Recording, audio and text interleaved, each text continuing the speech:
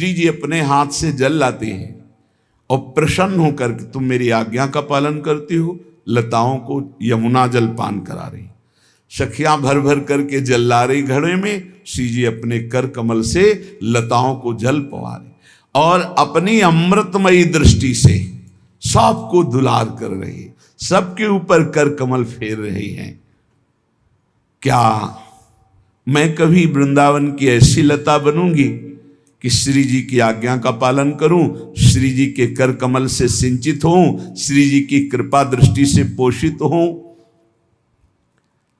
फिर क्या होता है? बोले मुदित हरिणा दत्त कांता वराशी। लालजू इतने रीझ जाते हैं, इतने रीझ जाते हैं कि हर लता को कांता की तरह आलिंगन करते हैं।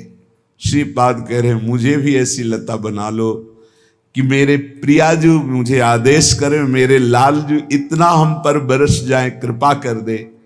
ये बहुत दिव्य लताएं हैं वृंदावन की, इसलिए कभी भी वृंदावन की लता का तिरस्कार मत करो। ये देख लेना, हमारे प्रकृति के साथ जो खिलवाड़ किया जा रहा है आज, ये बहुत महंगा पड़ेगा। जहां देखो वृक्षों को काटना, जहां देखो वो नीचे पाइप जाना है, इसलिए बड़ा वृक्ष है 100-150 वर्ष का नीम का, उखाड़ के फेंक दिया। कभी लगाओ, फिर देखो एक वृक्ष का पोषण करने में कितना एक पुत्र की तरह वृक्ष का पालन होता है, तब वो जाकर समर्थ बनता है। समर्थ हो गया फिर सिंचन करो ना करो, वो जल लेता रहता है। हमारे लिए बहुत आवश्यक है वृक्ष। वो हमें ऑक्सीजन प्रदान करता है, कार्बन डाइऑक्साइड लेता है, वो ऐसा वातावरण प्रकट करता है जिससे समय पर वर्षा होती है। बहुत तरह से हमारा हित है प्रकृति के द्वारा, वृक्षों के द्वारा। फिर ये तो वृंदावन की लताएं हैं, जहां देखो बस बिल्डिंग ही बिल्डिंग, लताओं का नाश, बिल्डिंग ही बिल्डिंग बन रही। इतना लोग लोभी हो गए, चंद रुपए के लिए बगीचे के बगीचे कटवा डाले। गांव में 2-2 किलोमीटर के बगीचे होते थे आम के, जिनके एक भी वृक्ष नहीं होता था, 10-5 किलो आम रोज उनको खाने को मिलते थे। गाड़ियों में भर भर करके आम आते थे। क्या हो रहा है?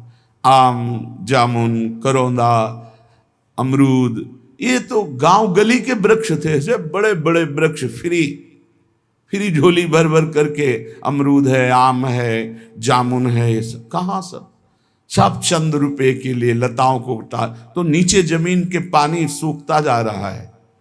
प्रकृति ऐसा दंड देगी कि देख लेना। कहाँ रह गए कुएं?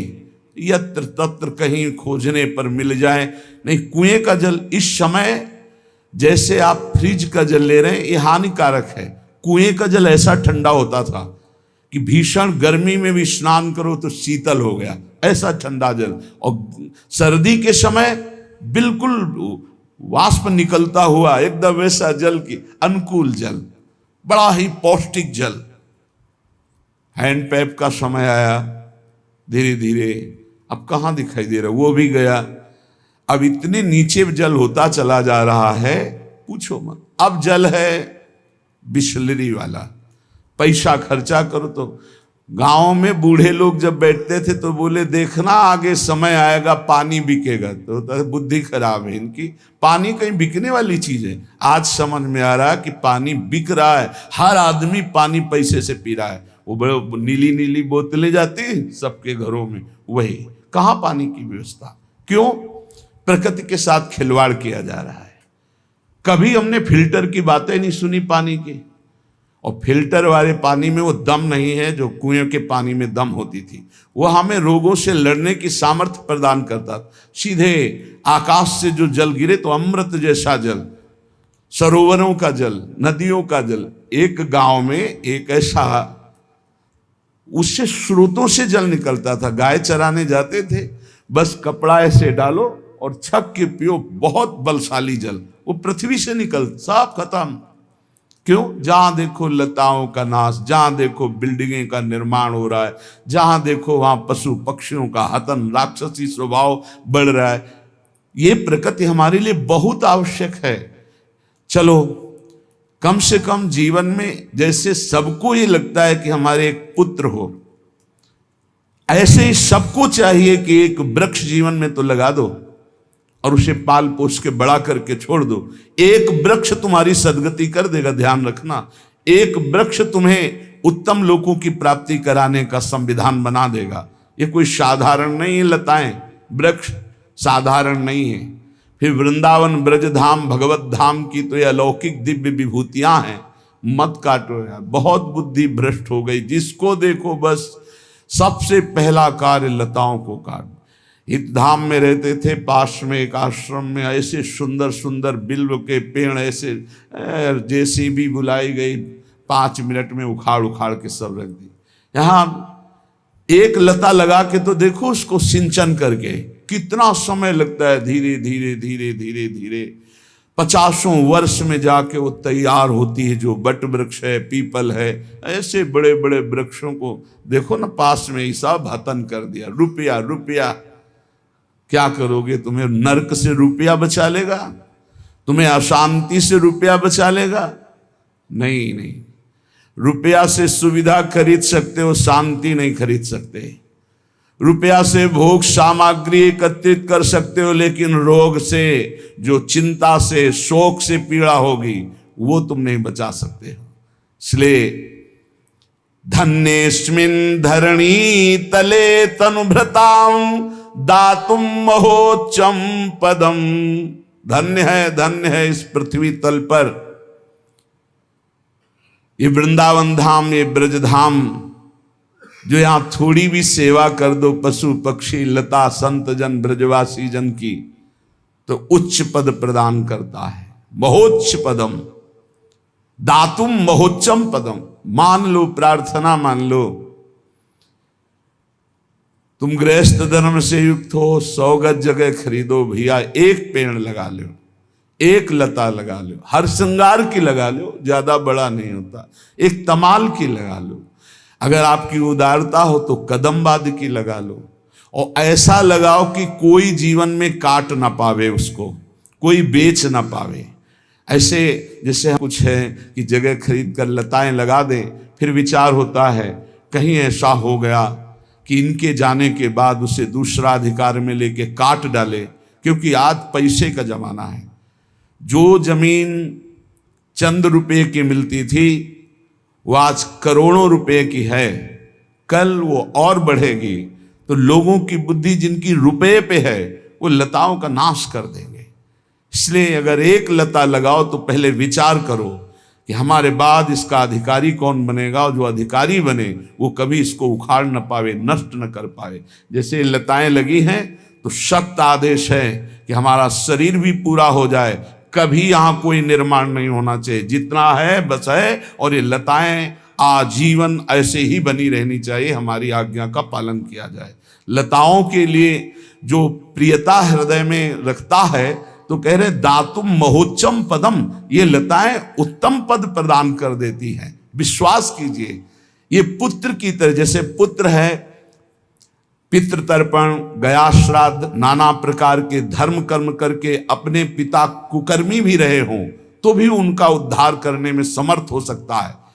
तो पुत्र से तो चूक हो जाएगी, लेकिन वृक्ष वृंदावन का चूक नहीं करेगा, आपका कल्याण कर देगा। आपने लगाया, सींचा, पाला, पोषा, बड़ा किया। ये बहुत कठिन है वृक्षों को तैयार करना। अच्छे से अच्छे तैयार होते, दीमक लग जाती है, नष्ट हो जाते, छाती में बहुत कष्ट होता है। अरे कई वर्ष से इनका सेवन कर रहे हैं, देखो ये तो सूख गए, ये तो चले।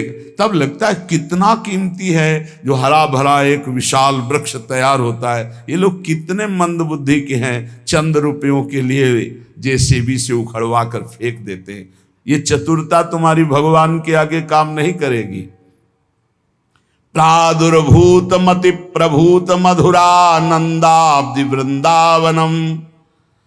संसार रूपी महागर्त में कितना भी गिरा हुआ नीच आदमी हो, श्रीधाम वृंदावन का आश्रय लेकर यहां एक लता लगा लो, एक लता की आराधना कर दो। 50 गज जगह खरीद दो, तुम भले मत रहना।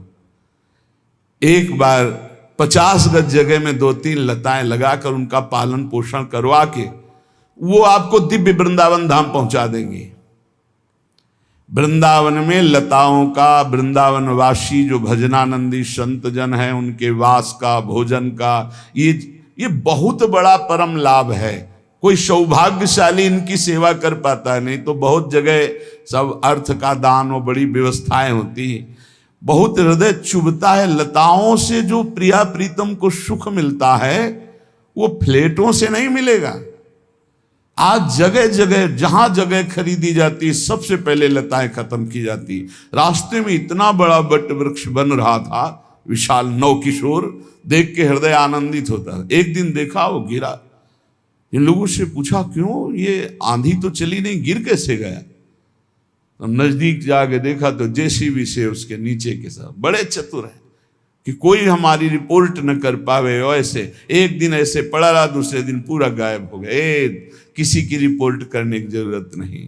परमेश्वर है, ईश्वर है, वो तुम्हारी रिपोर्ट हर क्षण लिख रहा है, एक एक वृत्ति की लिख रहा है। वो जब दंड देगा ना तो कोई सहयोगी भी नहीं मिलेगा, पक्का समझ लीजिए। ऐसा वो दंड देता है, बहुत विचित्र दंड देता है। मान लीजिए कैसे कैसे कष्ट मिलते हैं, अभी तुम्हें पता नहीं है, केवल पैसा दिखाई दे रहा है।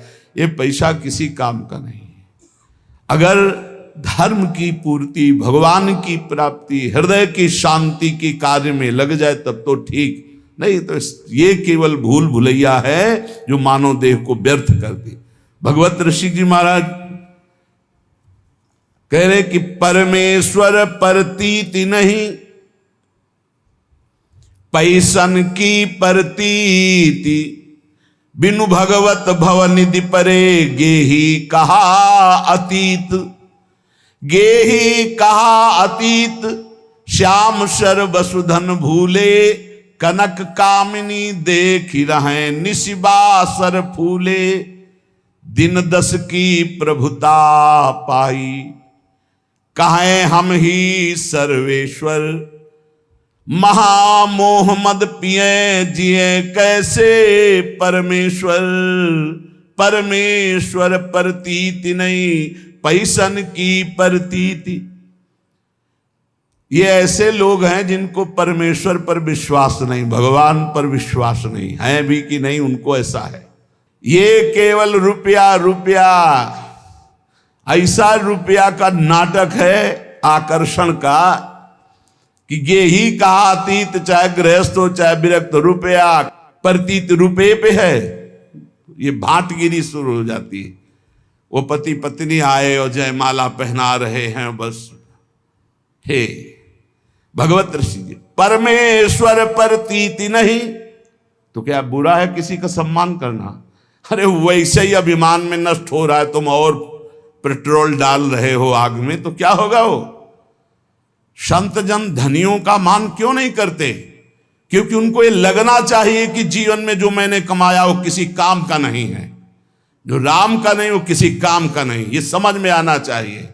अगर भगवान के दासों को भी ऐसे अभिमानियों का सम्मान करना पड़े तो दासत्व में क्या महत्व रह गया।